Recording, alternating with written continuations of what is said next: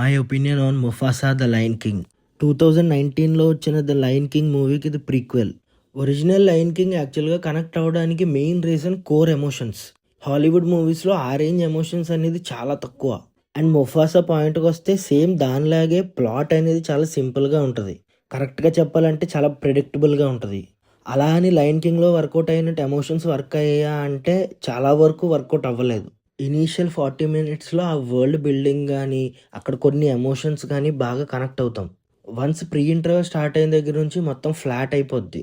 Almost second half కూడా అంతే ఫ్లాట్గా ఉంటుంది. మధ్యలో స్టోరీని ఎక్స్ప్లెయిన్ చేస్తూ కొన్ని సాంగ్స్ వస్తుంటాయి. వేరే లాంగ్వేజ్లో ఎలా ఉన్నాయో తెలియదు కానీ తెలుగులో అయితే చాలా డిస్టర్బింగ్గా అనిపించింది.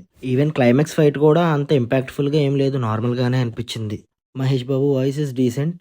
నానివి ఫ్యూ డైలాగ్స్ అయినా సరే కొన్ని ఇంపాక్ట్ క్రియేట్ చేస్తుంది. అలీ అండ్ బ్రహ్మానందం గారిది కొంచెం హ్యూమర్ వర్కౌట్ అయింది.